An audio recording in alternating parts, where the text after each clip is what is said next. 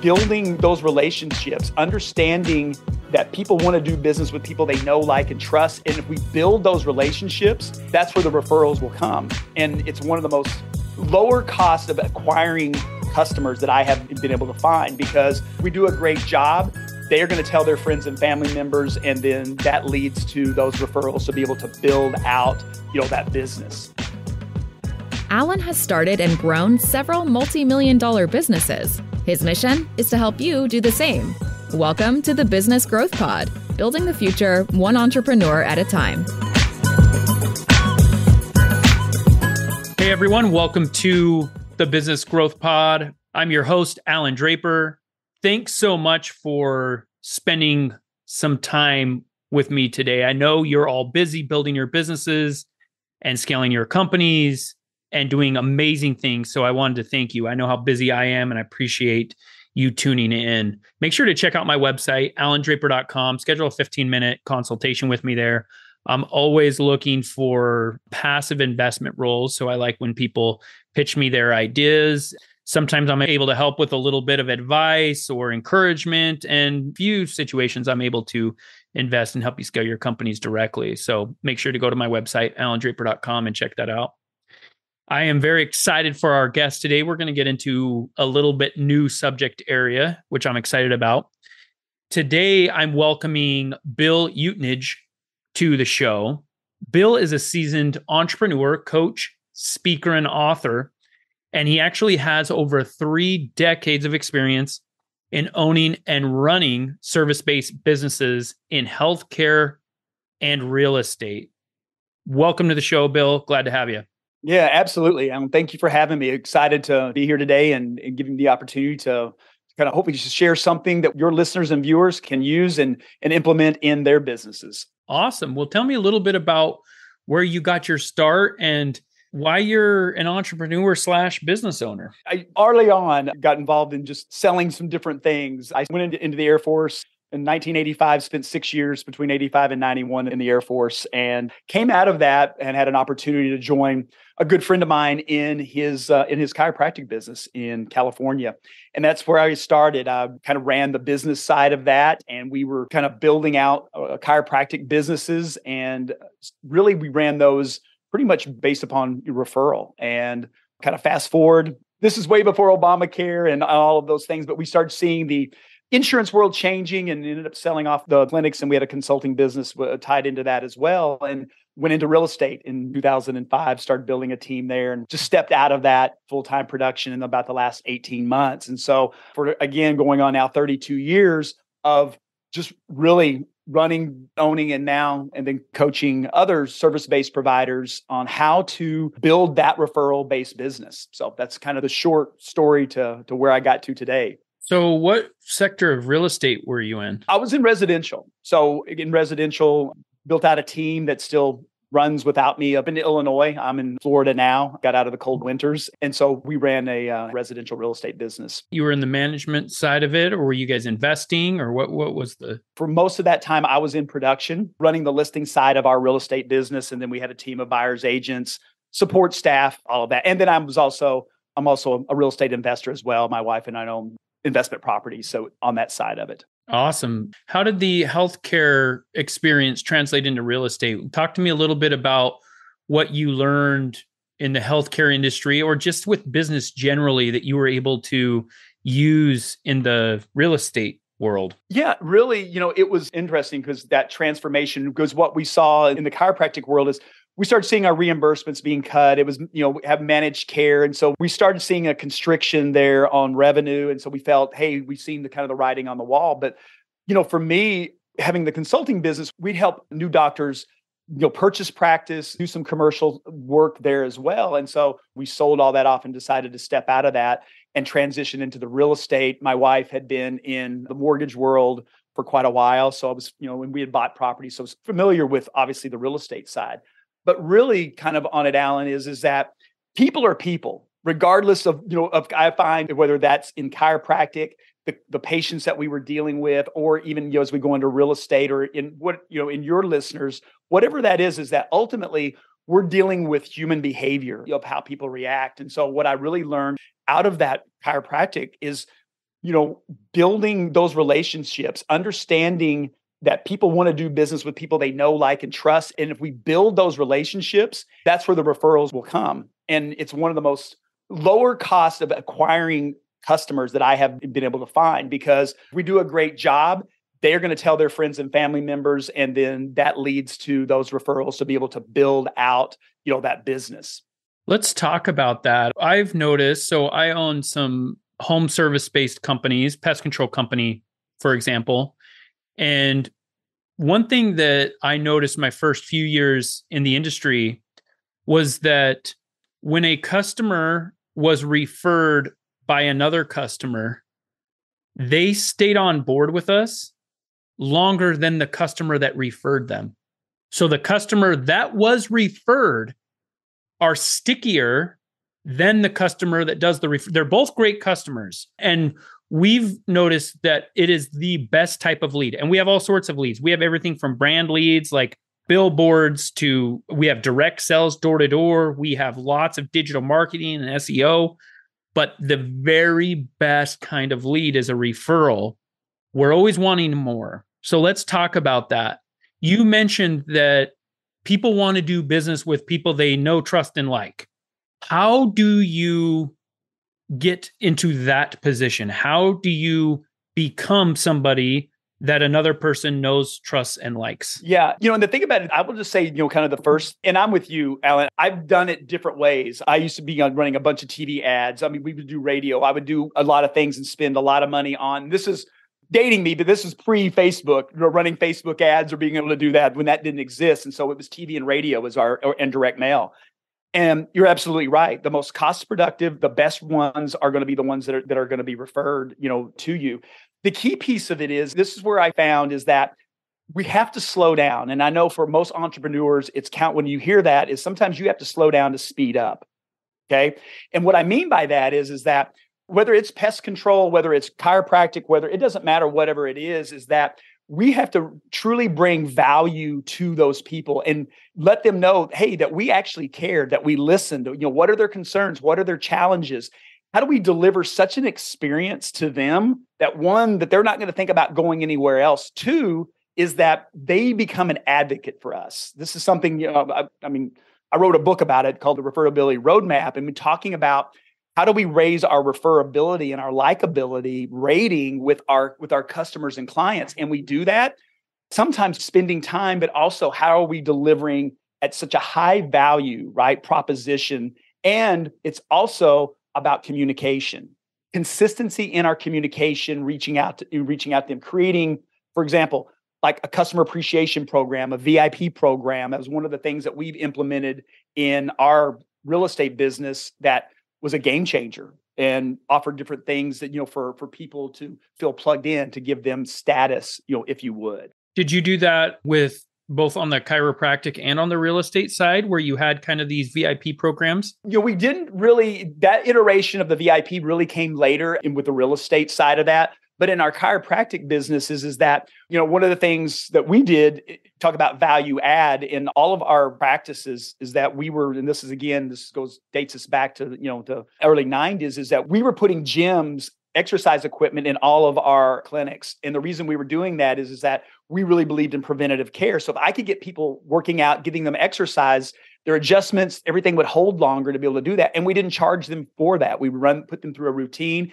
So it was huge. It was a huge value add. But what also it allowed us to do is people would come in and work out almost like a gym, and they would be in there going to go, oh, hey, I need to get adjusted today. Or, hey, I got a friend or a family member that could benefit from this. And so one of those, and we started, having appreciations around, people's birthdays. So little things like that, sending them notes and letters and just saying, hey, we appreciate you so much. And hey, if you refer someone to us, hey, we're going to take great care of them. But also, hey, we'll give you a discount on the next time that you're in, on an adjustment. We didn't call it a VIP program. I don't think I was that clever back then to give it a real name. We learned that after, going into the real estate world. So when you did it with real estate, did you do it in-house, or did you reach out to a third party and bring them in and say, hey, we're trying to develop a VIP program. Can you give us some pointers? Can you help us develop this? I had coaches that kind of shared like, hey, this is somewhere that you to be looking at. How do you create, raving fans? And so that was an iteration. We did it in-house, and we put on 4 client events a year where we would invite our clients. For giving you an example, in March of every year, we would rent out a bowling alley for 2 hours. It was free. So we would invite all of our past and current clients to come, bring their families. They bowl. We would serve pizza, have drinks. We would have a photographer there taking pictures of them and their family. And it would give us a chance to have a conversation. That one event, Allan, so if I look at my ROI on that, is that event cost us probably a couple of $1,000s, but the ROI on that, we were making probably $30,000 to $40,000 of referrals out of that event that would come within 30 days after that event. And it was most of that would be, and we tracked a lot of things, was because of having that. And myself and my team would be there. We would just be mingling and just talking with people and not even talking about real estate. It would just be like, hey, how's the family? What's happening in your life? And doing that. And it was so amazing. People would reach out to us and go, hey, Bill, this is the first time that our family has ever bowled together. And then we have a photographer there taking a picture, and then we send that to them after the event. I mean, it's how you kind of bulletproof your business is when you create so much value that people are like, all right, I'm going nowhere else. And I'm going to refer my friends and family to these people because this is how they're going to be taken care of. That's a game changer. I really like that idea. How much of a difference, I mean, you were talking about ROI, does it make, because obviously with real estate and commissions, there's one additional client's a really big deal. And so the potential reward is a lot higher. I think that makes the risk even lower versus businesses like a pest control company. Average contract value may be in the $500-$600 a year. Does that go into, hey, what type of events or what type of things can we do to build these relationships and encourage the referrals? Yeah. And it's a great point too, Allan. And there's where we have to look at it. So real estate, higher ticket, right? So your higher ticket then, so on an average commission, depending on where you live, right? Whether that's Arizona or Florida, but let's just say that the average commission is 10 grand, right? So I've got some margin in there that I can work with. Here's what I would say, and for the viewers that are watching and listening is, let's just use your example of pest control. If my lifetime, client is worth $500 to $1,000, then we just have to understand it's like, okay, one, if we understand what's our acquisition cost I'm already paying to get that client right now, right? So whatever that is, and I'm sure in your business, couple $100. How much is that? Depending on the source, it's probably around $200, make it a round number. Yep, exactly. So in what I would suggest in something like that, being able to stay in constant contact, for example, one of the things that we do on a monthly basis is that we send a direct mail piece to our whole database. And basically is that it's sharing something of value to them. And for example, I'm going to use pest control is it basically, hey, it's the rainy season. Here are the top 10 things that you need to know about your house and what to do or what not to do, right? I'm just, again, in Arizona, it may be, how do you keep the scorpions? What are some hacks? I'm just using that for an example. But the part of that is that you're bringing value and having contact. The other thing of that is that, and it seems really simple, but one of the things that we saw is the power of the handwritten note. And I know this sounds like old school for most people listening to this, but think about the last time that you got a handwritten note from someone. And it's probably been forever. And if it was somebody, it might have been a birthday card or something like that. And the thing about it is that, and this is what I tell like a lot of new entrepreneurs or even people that have been in the business, one of the things that you can do as soon as someone does business with you is you appreciate them immediately, right? So one of the things is we do, and I do this in all of our businesses, is that as soon as someone signs up with us, regardless what it is, whether it's coaching, whether it's real estate, we're sending them a note and saying, hey, Allan, thank you. We know that you had a lot of choices to make, and we appreciate that you picked us to be able to work with. We're going to do the best job. Our goal is to give you a 5-star experience throughout this whole thing, right? And so just that little piece of it, that's a touch, right? Then it could be, an email of something of value around your business. And then you may not going to be doing big client events, but the consistency throughout the year along the way is hugely important. And I always tell people it's a minimum of 36 touches a year. Yeah, that's a lot. That's, and it's interesting because when I started my first business, I don't know why I thought this, but I thought everybody cared about my business as much as I did. It's not the case.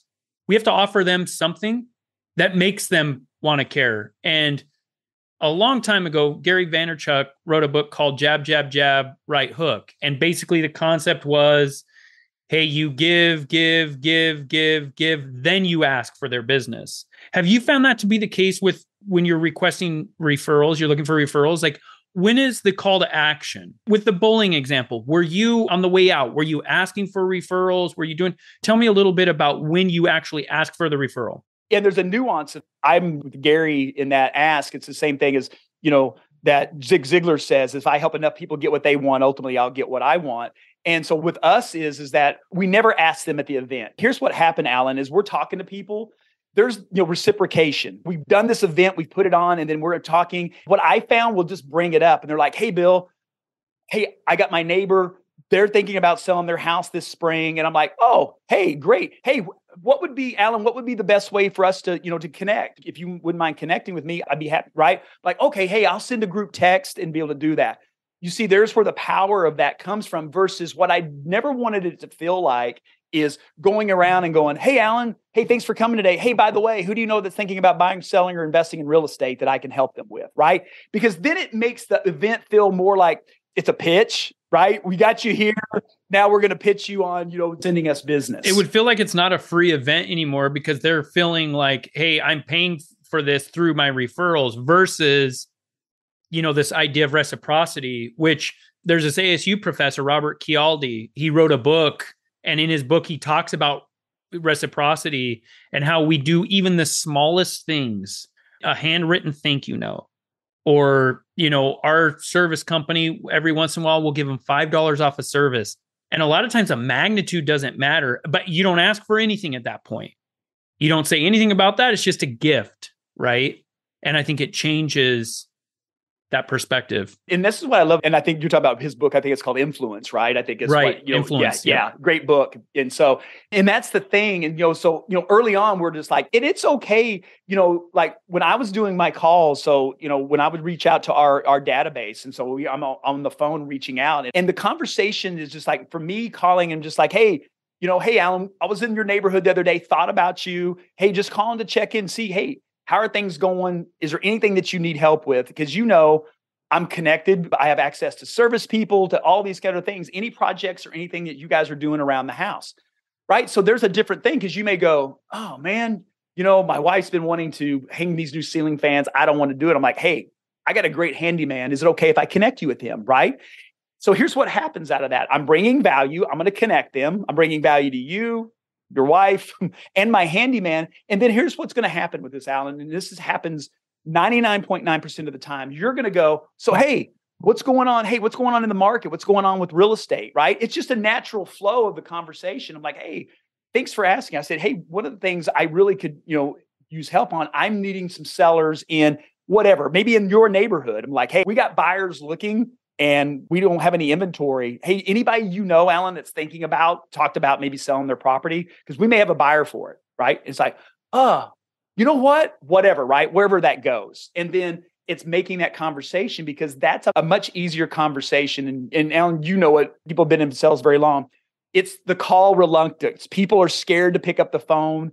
It's because they don't know what to say. But if we say it to the people that already know, like, and trust us, it's an easy conversation. It's like you and I talking today, though we don't know each other, but it's like, it's not where I'm salesy, where I'm like, hey, I'm trying to bring you value. And I'm not big on, that other part of it. It can work. I used to, back in the old days, I could cold call with the best of them. Now, is it fun? Nope.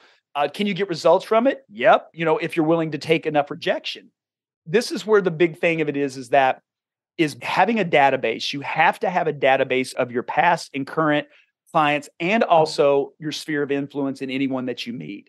Because by having them in a database or a CRM, right, whatever that is, it's a way for us to build a system to consistently communicate with them, not spam them. We're going to get permission. It's permission-based. It's like, hey, would it be okay, Allan, from time to time that I share some information with you that I think may be helpful, you taking care of your pest control at your house? And people are going to go, sure, yeah, great, wonderful. So then I've given permission. So then I'm touching base with them. I'm sending them things of value because they've given me permission to do that. I'm reaching out to them, especially when they become a client. And then you could have a small VIP thing where it's like, hey, for every person that you send to our company that signs up for an annual service, we're going to discount your service by 10% each time you do that, right? Because if it's $200 to acquire and you say that the average is $500 that you're making on annual service, that becomes a $50 versus $200, right? And that's why I want our viewers to hear and see is like that acquisition cost. So now I've made $150 on getting a new client. Plus I got a new client and it saved me $150. Yep, that's awesome. You mentioned having the database or CRM. How important are systems to maintaining this contact with people? And I want you to talk to me a little bit about your systems. What are the processes that you have that just kind of are working in the background so that, it's not an individual human just doing it all day long? 100%. You have to have, if you do anything more than once, you have to have a system or a process for it. I'm just telling you, because, and especially the things that you only maybe do, 2 times or 3 times a year, because then when it comes around again, you're like, well, what do we do about that? So I'm huge about creating those. And so with our CRM, so for example, in our real estate business, we create a marketing calendar at the beginning of the year. And so we lay out, we know what our themes are going to be per month of what we're going to talk about. And all of our messaging from our Facebook posts to what we're going to be mailing out to our events, to all of those things. And so we know what that looks like. So it isn't like, we're sitting here in March and go, what are we going to do next month? We already know that because by the time you figure it out, you're already behind it. And here's what I want to really encourage your viewers and your listeners, Allan, on this. When I talk about 36, and I'll be honest with you, our team on real estate, we connect with our people 42 to 46 times a year. I know people are going to hear that and they're going to go, that is insane. But I'm going to tell you, think about how often we are bombarded with so much from email to direct mail to Facebook to social media to all of these other things. And we strategically do this in a way that it's having the database. And then I have a person that's on our team that's really in charge of kind of the customer experience, right? So we have our marketing calendar. So we don't have to think about, we purchase what we call our items of value. We do a direct mail piece to about 1,200 people every month. And then we follow that up with an email. We only send typically ever 1 email. We do video text. One email a year? No, a month. 1 a month. Okay. So if you think about the 36, and I'll just run through it quickly of how that could look. And so once a month, it's a direct mail piece. Now that could be as simple as a postcard or whatever the case may be. So there's 12 a year. We're going to send an email around something of value. So there's 24. So right now I've got 24 touches just because I've got a direct mail piece and I've got an email. We also segment out our database by the value that the customer is to our business. Meaning, I'm going to use you for example. Let's say, Allan, you're a customer of ours. You're referring us a couple, 3 deals a year, right? You become what we call like an A client, meaning because your value, now everyone is valuable. Don't hear me what I'm not saying is that, but your value to my business is different than someone that's going to be one-off, that's only ever going to do one deal with me and be done, right? So my contact with you is going to be more. So that's going to be like with my A clients, I'm face-to-face with those clients or voice-to-voice once a month. Okay. So there's another 12. So easily you're already at 36 from your direct mail piece, your email, and then a phone call. Then I add in, I get your birthday and I'm going to send you a birthday card, right? Because who sends you birthday cards? People that are close to you. So I'm like, hey man, happy birthday. And it's just something that, that it's simple. When we have an event, we'll do an email to that to invite you to that. There's a follow-up. If you missed the event, you couldn't make it. Hey man, sorry you couldn't make the event. Hey, hopefully we'll see you next time. And so if you notice in all of this isn't spamming of all of like, hey, do business with us. This is just staying in constant contact. So we are top of mind with them because they may get the direct mail piece and look at it and go, and they don't read it. I'm a realist. It's not like they're going to put it on the refrigerator and go, this is the greatest thing ever. They're going to just open it and go, hey, Bill's still in the real estate business. That's, what I'm saying? It's a reaffirmation of what we're doing. I honestly think that the difference between spam and not spam is the perceived value of the recipient, right? If the recipient's like, oh, okay, that was pretty cool. They let me know that it's going to be a rainy season, or they let me know that, the average, the housing market increased or whatever, right? Adding some value, then it's different for sure. Yeah. And the other thing is then it could be a call to action. So what I would do like once a year is in different ways is at the beginning of the year and just go, hey, if you're interested in what your house may be worth now, you hear a lot of things. Hey, I'm happy to, give it. Because then again, it's a call to action to get people moving because they were like going, wow, I didn't think my house was worth that much. Maybe we will move up or whatever the case may be, right? Well, as we're wrapping up here, Bill, tell me a little bit about what you're doing now. And if people are interested in learning more about how you can help them, where can they reach you? Yeah. One of the things is, I released my first book in September of last year. It's called Referability Roadmap. It's basically literally a guide to how to build a referral-based business for people in the service world, right? My primary market is chiropractic, real estate, mortgage, insurance agents, could be pest control because it's a service. You can go to referabilityroadmap.com. That's a referabilityroadmap.com. You can get the book there. I've got some free downloads. I just launched in the last month a private Facebook group that I'm doing where I'm just helping people, sharing some content to help them basically be able to grow a service-based business as well. And I have my coaching and consulting business, Damascus Road Coaching and Consulting. And that's all that's at Bill Utnage, and that's Bill, UTNAGE.com. Well, thanks for joining us, Bill, and we look forward to speaking with you in the future. Yeah, absolutely, Allan. Thank you so much. All the best to you and all the best to your viewers and your listeners. Appreciate the opportunity. Absolutely. If you have enjoyed today's podcast, please leave us a rating. And for daily inspiration and business tips, follow Allan on Instagram. Until next time, remember, we build the future one entrepreneur at a time.